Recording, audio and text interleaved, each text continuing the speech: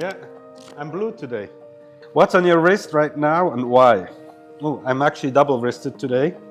I have a unique piece of colloquium of the E variant with my blue second-hand. Amr, Bart and I, we decided each of us is entitled to one unique piece with the special colors. Amr choose purple, Bart choose pink, and I choose light blue. As you see, I'm often in blue. And on my other wrist, another blue watch. It's an upcoming collaboration that we're going to launch in the mid of June with Shaikin, one more Louis Shaikin collab. Okay, number two, what's the first watch that made you fall in love with the industry? Actually, my first Swatch watch that I got at the age of, I was probably around 9. It's one of the first ever swatches made. It was in 1981. It was offered to me by my grandfather, which my whole family was always working in the watch industry, so yeah, it's a bit of a family thing. And my first Grail watch, surprisingly, was also a Swatch with the Keith Haring Swatch collaboration.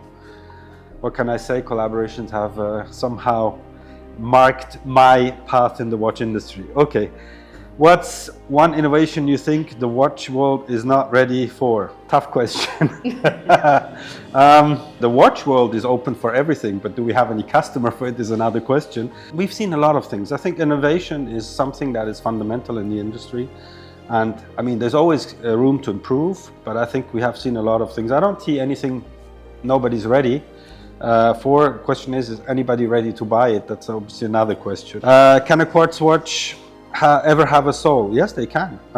There is, as I said, when my first Grail watch was a Swatch, my first watch was a Swatch. But we know a few very, collectible quartz watches. I don't think quartz is something that has less soul than mechanical. It just has less sustainability, and I think it just has less know-how, and that's maybe probably the difference. But it can have as much soul, because watches is stories, and it depends on the stories you tell rather than on what's inside. What makes a timepiece unforgettable? Good question. I think emotions. I think connection to anything. I tend to think that watches is something very personal, very intimate, something that you wear on your skin. It's not many things that you wear on your skin. Something that's always with you, but that also can be kind of a marker of your life. I collect watches which, in relation to elements in my life, a new job, a new relation. That's why I have a lot of watches. Some sort of success, some sort of a story, and you can connect. You can actually build. And I think this is beautiful. You can build a collection like you build a photo album or something else. And I think a lot of collectors I talk to, they always, one of their Grail watches or one of their key watches in their collection is often the watch that was transmitted by the father or somebody in the family. And that's how a lot of people start. So yes, it can be more than unforgettable.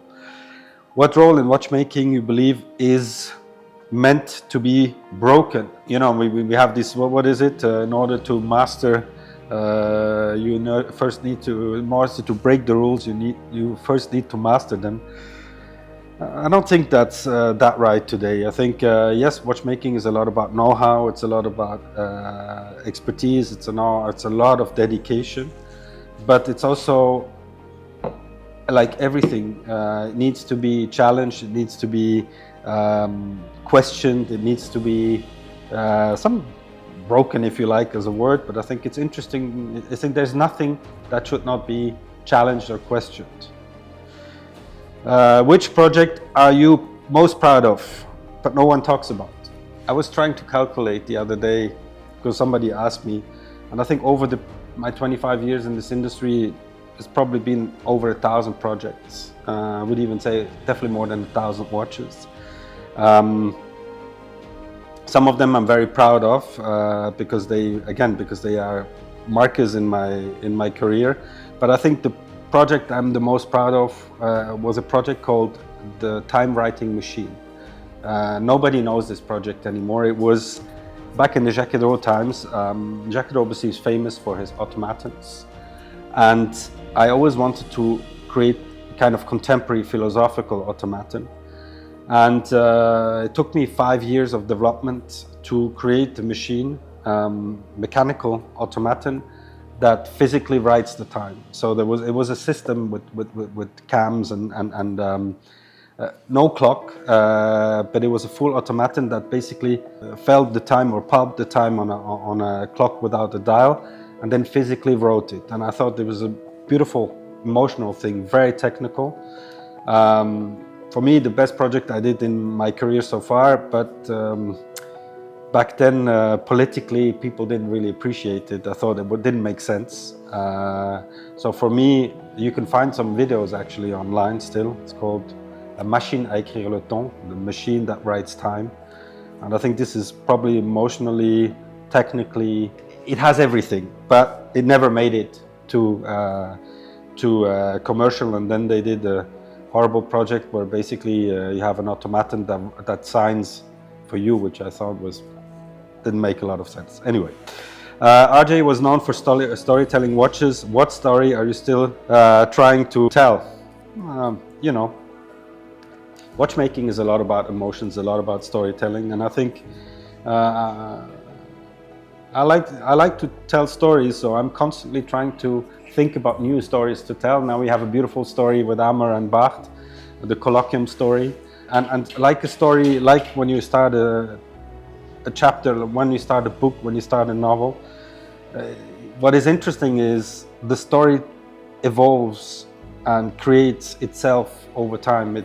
It's not something you have an idea where you want to go, but once you go that path, you just continuously adapt your story. So I think I want to tell stories as long as I can, and I think we still have lots of things, whether it was with RJ, whether it was with Jacques, the time writing machine, whether it is with Louis Erard, whether it is with colloquium. I think it's all about storytelling, and storytelling for me is very important.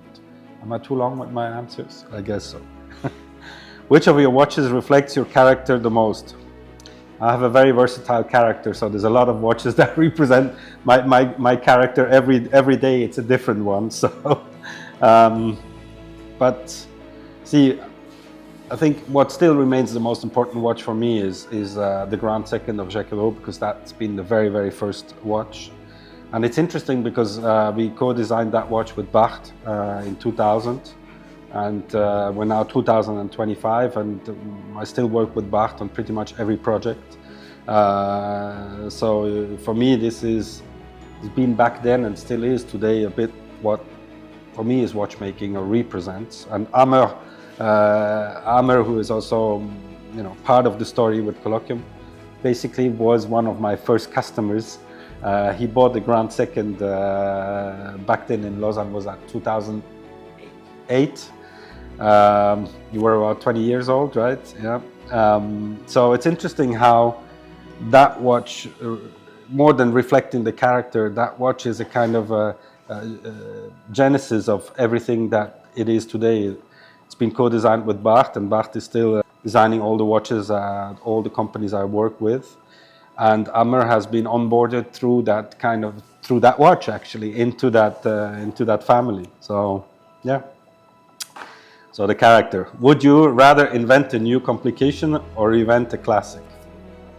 I think the most beautiful thing you can do in watchmaking is to invent an icon, is to create an icon. There's very few icons. And I think it's much more interesting to leave a mark in history through the invention or the creation of an icon rather than a complication. What's the most emotional design decision you have ever made? Pokémon and Eliafyot, so I still can pronounce it pretty much, which was the volcano watch. So two pieces in RJ, with two very different stories. The volcano, the Icelandic volcano watch, was kind of watch I had no choice. When I took over RJ in 2010, it was the company was in a catastrophic shape, and everybody was expecting something new. And then there was the Titanic, there was the moon, and everybody was like, "Oh, you're gonna do the Eiffel Tower, the Grand Wall of China." Everything was somehow anticipated, and I told myself, what can I tell as a story? Here we go. So I told to the press in Basel, I said to everybody just 3-4 months after I started, you know, we did the air, we did the sea, so we're going to do the earth. And obviously everybody was anticipating earth. And then this volcano goes up in Iceland. And I tell myself, this is destiny. Let's do a watch with this volcano. But we obviously didn't have anything. So we did the design on Photoshop in 2 hours. It took us more time to do the press release than to design the watch. And the watch resembled a volcano. And we said, okay, we don't have the watch, we don't have material, we don't have anything, we just have a kind of buzz that we could eventually create. But shall we launch it, shall we not launch it? And I remember back then, my head of sales, which is still working with me as well, said, look, we have nothing to lose, let's just make it. And then we decided to avoid that anybody wants to buy it, we made the most expensive steel watch on the market. So I remember we checked the price, what was the most expensive two-hand steel watch back then with like a standard movement, and we doubled the price. So we said 50,000 Swiss franc for this watch. We said a unique piece, so we could always pretend it was already sold to somebody. And we launched it in the press, and it's been an enormous story. I mean, it has been all over the place. And what is interesting is we got orders in. You know, people just ordered a watch we didn't have, and it just fell on. It was, I think, is one of the major buzz, like full created buzz ever. And the interesting thing is, after 3-4 days, we even received an email from the Icelandic Volcanic Institute, which said we saw this. It was all over the press. It was in the news. It was everywhere because that volcano was the media attention back then. But everybody was basically filming that volcano or airports where people were stranded or landed. And that was for the first time there was a product, was something else to tell. And we had like TV, like major news sessions. And we ended up having maybe 200 pieces on order. Okay, it's like crazy back then, 2010, you have to remember. And the Icelandic Volcanic Institute contacted us and said, this is a great idea, can we help you? And you have to imagine that we organized a helicopter flying to the volcano, picking up stone and ashes without anything, and shipping it and certifying it to the Icelandic Volcanic Institute, sending it to us, and then we started working on the watch. And we ended up doing, over the 3-4 years, about 500 or 600 watches. We were decent enough to decrease the price by 50%, so we went from 50,000 to 25, because it was not a unique watch anymore. But it's probably one of the most profitable watches I've ever done in my career. It's a wonderful story. And the other very interesting story was Pokemon. I started doing video games. I wanted to do fun stuff. So we did Space Invaders, Pac-Man, Super Mario, and so on. And I received an email from Pokemon company, the company who were handling the rights, and said, we would like to do a Pokemon watch. And I was like, Pokemon is not my generation. I'm more like, you know, Super Mario and Space Invaders. And I wasn't convinced, but they told me, oh, look, but we have something great coming. Everybody's gonna talk about it. And I was like, yeah, okay. And then I saw that in my product schedule, we had a hole. So I said, okay, let's put it in. There's nothing to lose. And I think this has always been a kind of a logic in my career, is when I'm back to the wall, it's probably when I'm the most efficient. Anyway, so we decided to do 20 watches because I didn't believe into it very much.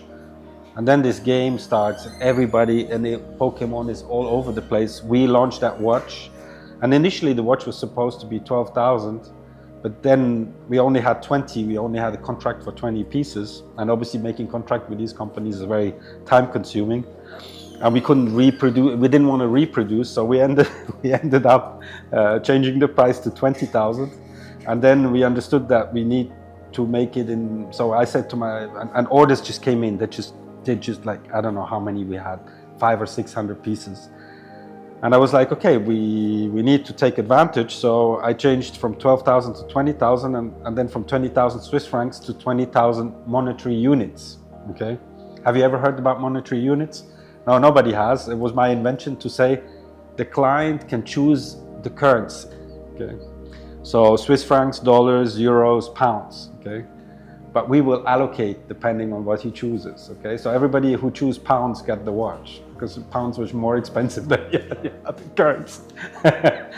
That's the kind of things we did sometimes had to do. But it was a fun story, and we ended up doing one unique tourbillon for 220,000, which has proven to be very successful. So long answer for things, but I've done a lot of emotional designs. I think I actually did only emotional designs in my career, and stories, and yeah, that's what I like. Do you design for collection or for yourself? I do design for myself. I think if I don't like it, I would not do it. I believe that creation is not a democratic process. I think when too many people have opinions about design, it ends up being a boring design. I think design is only, or creation is only as efficient as daring it is. I don't know, I think it's interesting to dare in design. What's one detail you always obsess over what obsesses me in a watch? Look, for me a watch is like a human, and what I'm first interested in is the dial, because for me the dial is the face, is the expression of a watch. Yes, I'm obsessed by finishing, and I'm obsessed by movements, but for me the first trigger point is I like it. I just aesthetically enjoy it, and that's why also I collect watches which go from $100 to $100,000. Above that's a bit difficult, but I'm obsessed by aesthetics, by design. I started as designer, and my first studies was automotive design in Switzerland. Very smart move back then, because we all know Switzerland is very famous for car production. I don't think we did cars, but 150 years back. So anyway, I moved from cars into watches, but aesthetics, design is very important. That's an unfair question. That's a very unfair question. What's your least ever favorite trend in watches? The watch industry surprisingly has trends. You know, we had that kind of neo-vintage trend, you know, the 50s, 60s, small watches, silver dial, like very classical designs, kind of neo-vintage. And today we have a trend of forms, you know, 70s, like a neo-70s are coming back. It's a lot about shapes. We see this, you know, Cartier Crush, some other products. I don't like trends. I just try to think a bit out of the box and do things I like. Yes, there's a bit of influence, but trends. And if you ask me what I least like about the watch industry, that becomes impersonal. That it has been growing so strong over the last few years, the industry, and the proximity with customers, customer service, attention to interaction have become, for a lot of brands, more and more distant. And I think this is what I like the least, is that the industry, or watches, becomes an industry, or people like to say it is an industry, when for me it's still a kind of human artisanship, even if it's a certain volume. Name a complication that you find is unnecessary. Well, look, the king of complications is unnecessary, the tourbillon, but I love it. So the tourbillon was invented to compensate earth attraction in a pocket watch that people were wearing in one position. And today it's the king of complications, and nobody walks around with, you know, in that kind of position. So it doesn't make a lot of sense, but that's what makes it beautiful. So is there any complication that's unnecessary? I don't think so. It's again an emotional thing. You like, you dislike, you're dazzled, you're amused, you're passionate about what you see, and I think that makes it necessary, because whatever is unnecessary but creates emotions becomes, in my eyes, necessary. Is there a watch you regret not making? Well, there's a few watches I regret I made. That's probably more like it. No, because whatever I could think of, I made it. Again, I come back to this machine à écrire le temps. I made the prototype. It's an incredible piece. So I regret that Swatch Group back then in the years, and Nick Hayek particularly, didn't want me to do it. Didn't want this to happen. He didn't understand it, so he cut it short. And so for me, it was I made the prototype. It worked, but I regret that we couldn't market it. And it's surprising to say something interesting. This is one of the reasons why I left. You know, I left because for me, the moment I understood that I'm constrained, or I'm limited, or people don't understand what I try to do. Although we went from a company that was, when we started, we were 3 people with 200,000 turnover, Swiss francs. And in 2009, we were over 100 people and close to 40 million. So I think we've proven that it worked. But to be restricted in something that I thought was fundamental for the brand, that would have raised the brand and brought the brand further, was one of the reasons why I left. So I regret that they didn't let me do that project, but I still made it. So I mean, at least to a prototype. So for me, I tick the box. If you had the full creative freedom to work with a brand or a watchmaker, who would it be? I worked with a lot of interesting people. I worked with Konstantin Shaikin here on my wrist. I worked with Alain Silberstein. I worked with Janne Houter. I worked with Goss. I have projects with a lot of people in the pipeline. One very good friend of mine is Recep. And I would love to make a project with Recep because he's a good friend, and I like to work with friends. So I would, if you ask me, that's probably what I would still have there. Or maybe even Max also, because Max is also a good friend. I mean, at the end of the day, I try to work with people I appreciate, people that I consider as friends, that I consider as family.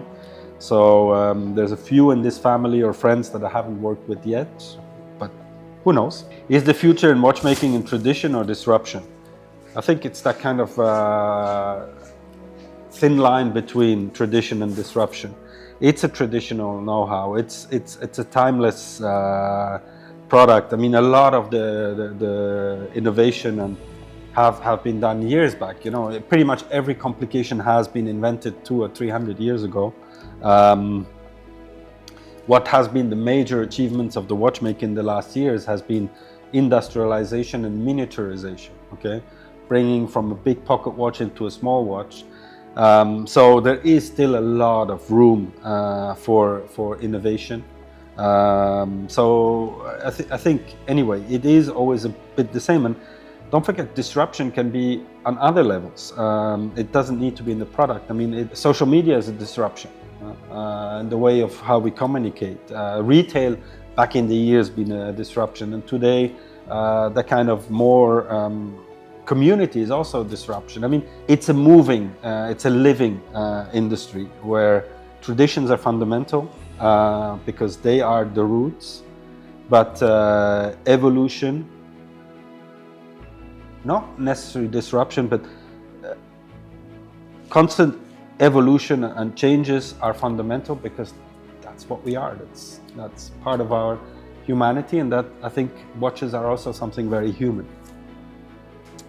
If you had to remove one element from the watch, which would you sacrifice? The crown, I guess. I think the crown is it's part of it, but not necessarily the most functional part. I mean, it's functional, don't get me wrong, but sometimes it unbalances the watch. Yeah, probably. Or worse, box and papers. I probably will get rid of box and papers. Anyway, difficult to answer question. What's the first thing you notice when someone shows you their watch? Well, watches says a lot about people. So for me, the most interesting is what it is and what it represents. So for me, the first thing is it different? Is it unique? Is it special? Is it intimate? You know, it's interesting because our designer, he loves, Amel loves purple watches. Okay, everything is about purple, and then at the same time, Bart, he loves he loves Rolex, you know. So it's interesting, and it means and shows a lot about the people. So the first thing I notice, or the first thing I question is, what is the connection? Where's the link between the watch and the wearer? Describe each brand you led in one word. Jacques Hero, my baby, because I really built that brand from scratch. It's 2 words, but okay. Let's see. RJ, fun. It's fun. I mean, it was just fun. Louis R, value proposition. Okay, there are always 2 words, but okay, let's say it this way. I use 2 words, not one. So my baby for Jacques Hero, because it's been my first, and I really did back then the watch brand how I imagined. RJ was fun and pain. Because it was fun, but it was very painful too, because of different things, of context rather than what we did. It was difficult to accept, to let something go independent. You know, Jacques Hero had to leave because it didn't fit into the politics. I didn't want to do politics. I didn't want to conform to corporate and abandon my dreams and stop doing what I liked. And RJ was because there were people who took advantage, and I couldn't do a lot about it, and basically killed the project because of their greediness. And at the same time, I could do whatever. I mean, who does a volcano watch? Who does a watch for 200,000 with the Pokemon on the dial? Who does a watch with 2 tourbillons? Sequential system, one works at night, one at the day, that doesn't even give you the time. I mean, that was good, but it was painful. Louis, I would say it's value proposition. It's a lot about trying to offer something, offer everything that watchmaking to extent has to offer, or a big part of it, but at a reasonable price. The question is, which watch release gave you the biggest butterflies in your stomach?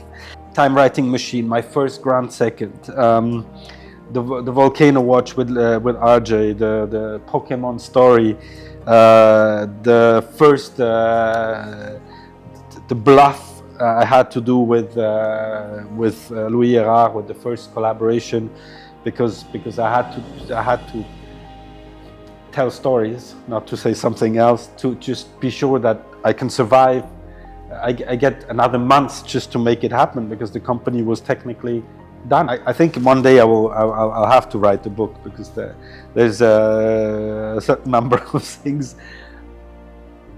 And again, colloquium to a certain extent, the kind of thing that you just do a watch for yourself, and suddenly it just becomes something very important. So yeah, many butterflies. Which matters more to you, being remembered or making the moment? I'd rather have my Andy Warhol 15 minutes of fame than be remembered. No, I don't know.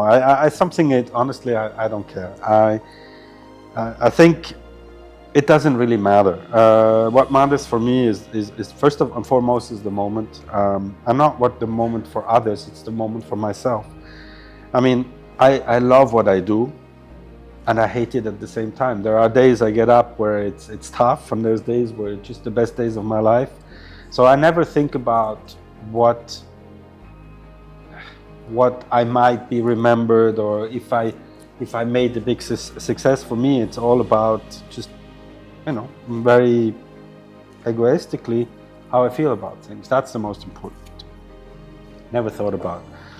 But if you want to build a statue for me, then like the former, Turkmen president, like a golden statue that follows the sun. Oh, just kidding. Just kidding. I thought that was pretty funny, especially considering that was guys underneath the statue that the whole day spent their day trying to follow the sun. That was pretty funny. Anyway, if you had to describe your career as a time function, are you a GMT, a tourbillon, or a perpetual calendar? I think I'm a tourbillon. I'm basically all over the place, always on the move, always trying to reinvent the wheel. Not really useful, but highly emotional, right? What's the one thing about you that no one knows, but everyone should? Ooh. Actually, I'm a nice guy. I think everybody should know that, you know. If you had to throw away all your watches except one, which would you keep? Well, first and foremost, I would never throw them away. If there's one to keep, again, I think the Grand Second, the very first one. I have the first Grand Second with the full fire enamel dial, which is also something that I redid, these métiers d'art and Louis, which are very important for me, with the Donze dial. And it's written on it EP 1 out of 3. And EP means épreuve d'artiste, or artist proof. And there was 3 of them. One is at Barthes, and the 2 others are with me, so I'll probably keep the 2 of them. And it's been my very, very first watch that I somehow did. For first brand I took care of. And I think it's, for me at least, it's an iconic watch. It has a lot of stories behind it. And I think that's where I started, and that's probably where I'll finish, and probably put that, strap that on my wrist, if ever. Which project made you say, this is why I do what I do? Every project, actually. I'm not excited by selling the watches. I'm excited by the creative process, by the idea. You know, if I take Colloquium as a good example, it's a pure COVID project, and that's one of the moments the tourbillon was standing still because you couldn't travel all the places. So being basically somehow locked down gave me and Bart and Amr the time to just think about what we like. So we spend a year mood boarding what we like, which kind of music, art, architecture. And I think that for me was probably a very important moment, because most of my creations were a bit of personal, you know. You do it quickly, you work with designers, but it's pretty clear. And this is for the first time since a long time that we actually just spend quality time talking about what we liked. And it was this kind of project which was, and that's why we call it a project, because we never intended to build a brand. We just wanted to do something we like. It was a friendship. It was actually a watch made between friends for friends. And I think this is why I can say this is what I want to do. Last one. Last on the list. You get 1 sentence on your watchmaking tombstone. What would it say? Probably, you know, I'm a pretty sarcastic person. I'll probably write on my tombstone, why me? ?